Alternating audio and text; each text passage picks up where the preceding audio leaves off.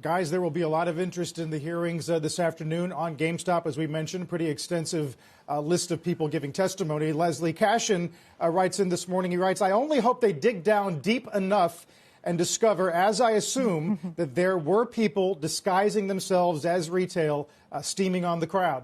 I hope they dig deep as well. You know, it's hard if you look at kind of the history and the track record of hearings on complicated issues, and this is nothing short of complicated. I mean, we're talking about market structure here.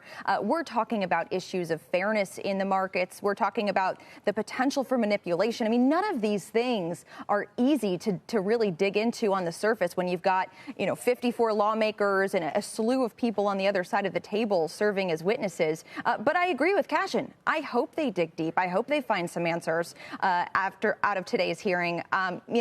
It'll certainly be one of the more history-making hearings that we've seen, just given the caliber of witnesses that have been called forward. David, I don't know who you're most looking forward to hear from today, but they've certainly got a diverse group of perspectives, all men. Not diversity on that front, but no diversity there. And you're right. Listen, I don't know if they will focus most perhaps on Mr. Tenev and Robinhood, given it was sort of central to the story in so many different ways, and whether the bulk of the questions may be directed towards him. But I'm interested in hearing from all of them, as you might expect.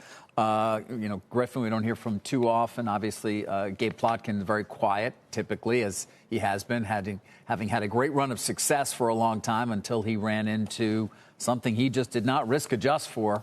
And he says that in his letter. I'm curious, Leslie, you've gone through all their opening statements and more. I mean, Tenev's ran to 15 pages. I don't think he's going to actually read all of that.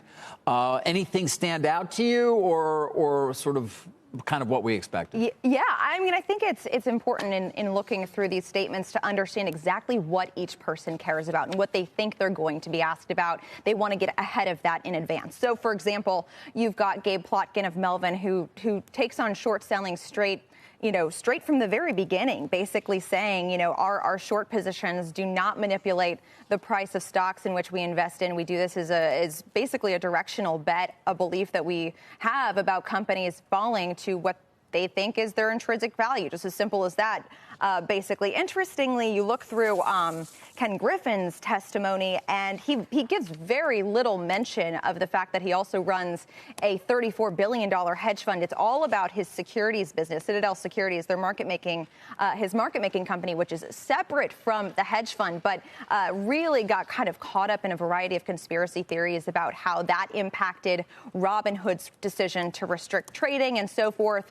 They have said that they had no bearing on Robinhood's decision to limit buy orders related to GameStop and a whole host of other securities. So then you get to Robinhood, Vlad Tenev's testimony, which, as you mentioned, is incredibly long. But he talks about a variety of issues. He looks at this issue of what's known as payment for order flow, PFOF.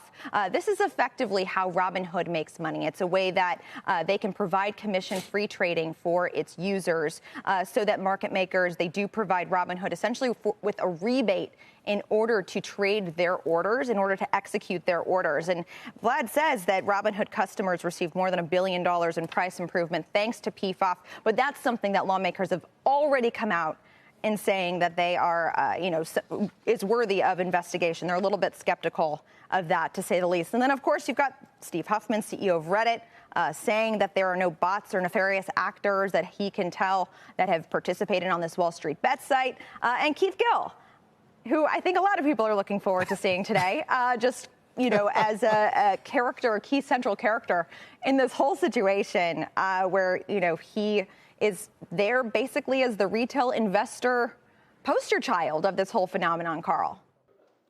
Shepard Smith here. Thanks for watching CNBC on YouTube.